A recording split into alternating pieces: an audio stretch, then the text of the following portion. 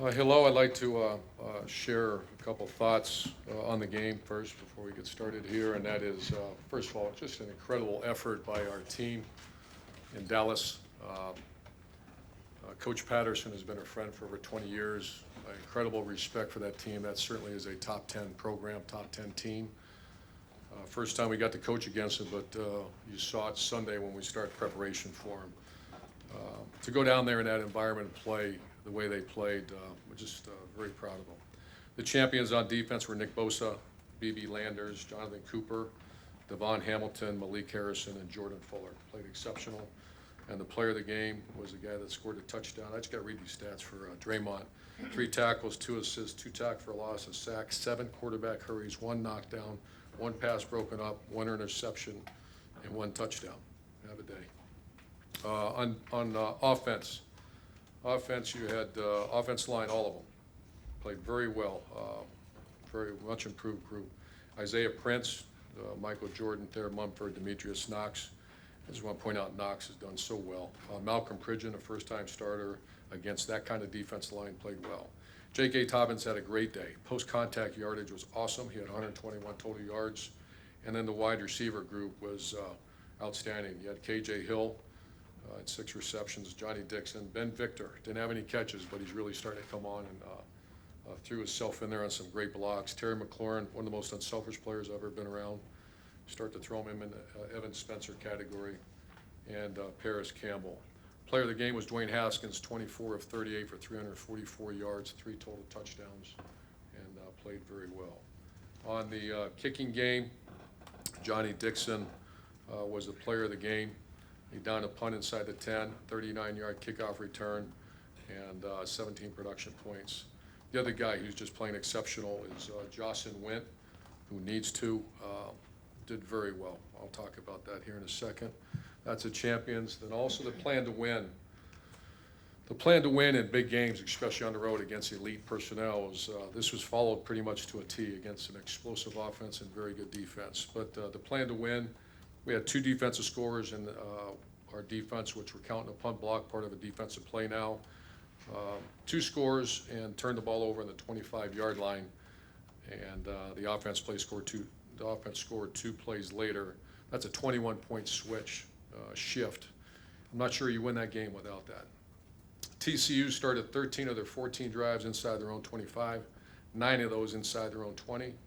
They have a punt returner and kick returner that is one of the best I've seen, certainly in the last 10 years, named Turpin. We knew that going in, kind of took your breath away as you're getting ready to watch him play. But he had 3 kickoff returns for just 56 yards. That's under 20 yards a return, and 0 punt return yards. The amount of time and effort that our players put into that was phenomenal.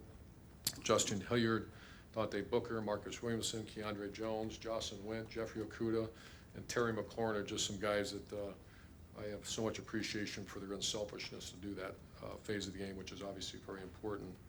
I want to thank the Buckeye Nation for the support down in Texas. That's the 3rd time we've been down there since 14, and the support was awesome. I also want to thank Coach Day. I knew Coach Day was a difference maker when we hired him. I followed his career. He was with me at Florida, and his professionalism and what he's done has been phenomenal, and the rest of our staff with Coach Shiano, Kevin Wilson, Alex Grinch, and the other coaches have been tremendous. But most importantly, I want to thank our players. And it was very hard to watch because it was such an intense game, but it seemed that as the game got tougher, our players got better. And that's a sign of good people, brotherhood, and most importantly, a very good team.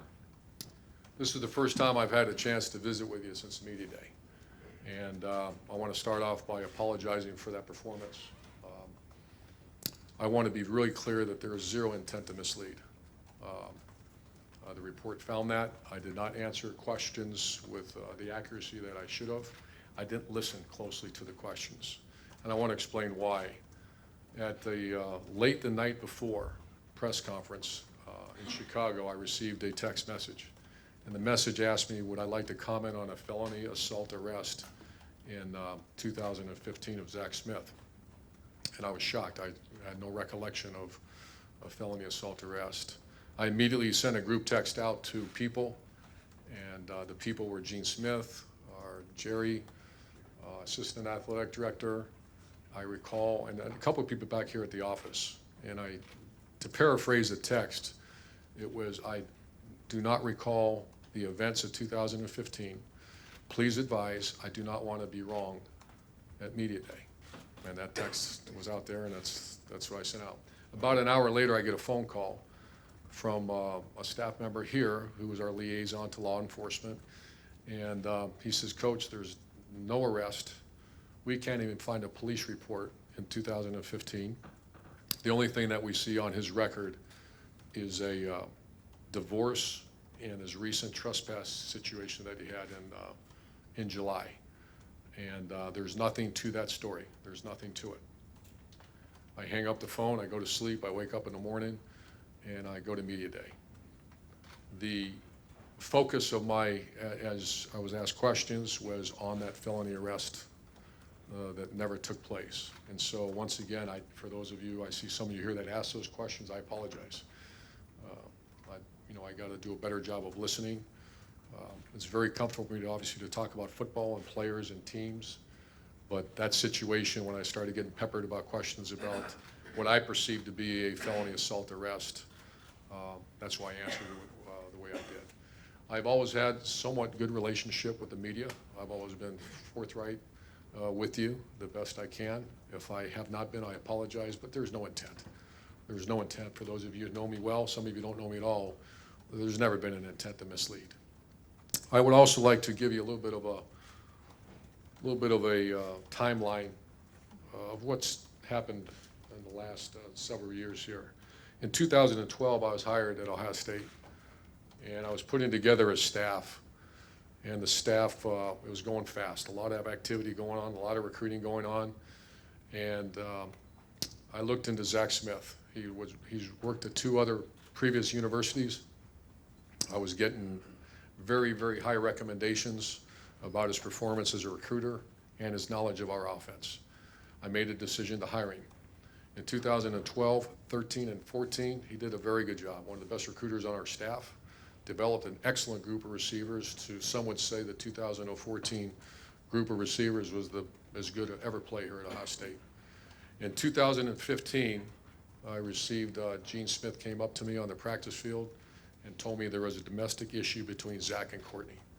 We were both furious. I remember getting a hold of Zach and telling him, if this is domestic violence, you're fired immediately. Gene Smith reiterated that issue to him, that this would be instant termination if this was domestic violence. He told us that it was not. He would never hit Courtney. He had never done it, never would do it. And once again, I and Gene made perfectly clear, if this is domestic violence, you're terminated within minutes. And so I then asked Gene, I said, what do I need to do? Gene said, allow the investigation to take place. Do not get involved in the investigation. We'll update you along the journey. And it was right in the middle of the season, and 15, as you recall, was a very up and down season, a very intense season. And I was updated throughout that time.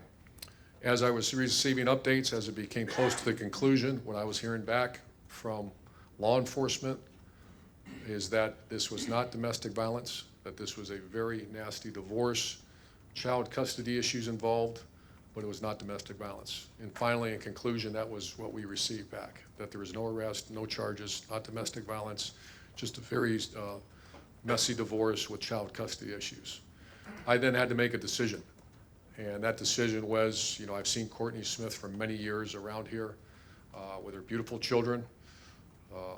I made a decision like I have in the past. Once I knew domestic violence was not part of the situation. Once again, if it was perfectly clear. And the report shares that. Mary Jo's report came out with that, saying that she was impressed with our core values of treat one with respect, which we work so hard on that around here. And then also that I would fire any staff member immediately if I believed or I was told that this was, in fact, domestic violence. So I made a decision. How do I best help stabilize? I've seen these kids many, many times. Like I said, I've seen Courtney many, many times. I was dealing with a coach that was dealing with work-related issues all during this time of this separation and divorce.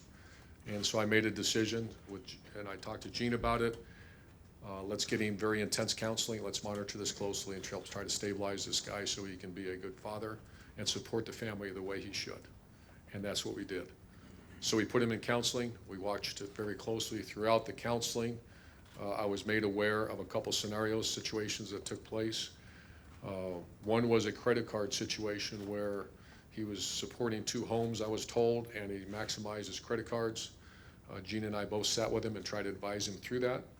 I was also made aware that through the counseling, university counseling, that he has a prescription drug that he was using more than he should. I again asked what needed to be done, and they assured me he was doing much better. He was getting everything in order, and I actually thought we made it through it. He came out the other end of this very difficult time. His production increased. He looked much better. I saw his children constantly, which I encourage. We have family nights every week, so I see his children all the time. He became, once again, one of our better recruiters. Had a good year, had a great year in 17, and actually had some job offers this year to move on. He made a decision to stay here because he didn't want to leave his children. I thought we made it through, and periodically I would ask about the relationship with him and Courtney, and I was told by him that it was very good. It was very good. So that was in 16, 17, and really the first 6 months of 18, I heard nothing other than things are going fairly well, very well. And then in summer of 2018, we're on vacation. I was back here getting ready for training camp. I'm made aware of a trespassing citation. I call him in immediately off of vacation, and I ask, what's this all about? And I find out it's actually 2 months prior to when I found out. I was very upset with him, very angry about not being forthright. And because I have to alert Gene, which I did immediately. I alerted Gene about this trespassing. He made it sound as if he just dropped his kids off at the wrong place. He was supposed to drop them off here. Instead, he dropped them off here. I think he said like a $25 fine or something like that. And I just was so angry that I had to hear about it from somewhere else. I made it clear, you keep me posted on everything. I've made it clear to all our coaches. I need to know before I'm told from you. And I go to Chicago, bring my family to Chicago. On Monday, I'm made aware of a protective order against Zach. Once again, he does not tell me. A protective order is obviously very serious. And I begin to go into termination mentality, and I alert Gene Smith a few hours later, and I fire Zach Smith. One other thing that I was asked several times throughout the investigation, and recently I've been asked, and it's about the deleted text messages or changing the setting on my phone. And I have never deleted a text message. I've never changed the setting on my phone. And I was asked that. I made that clear to the investigators. I've made it clear also many, many people have access to my phone, including IT people, including to people that help me recruit. It's not uncommon for me to recruit over 100 players a day and send out graphics and videos. I have hundreds of videos of my grandson and other family videos, and what happens is my phone started locking up throughout the spring, and the IT person would take my phone, and whatever he did to increase the storage capacity. And I found out several months ago, I think late spring is what I was told, is that he changed my setting to 1 year. So once again, I never changed the setting on my phone. I never changed a text message on my phone. And when I heard that, I just, all due respect to the report, I would never do that, and I did not do that. I don't even know how to change a setting on my phone. So with that said, I'll answer any questions for you. Thank you, Coach. We'll open up front.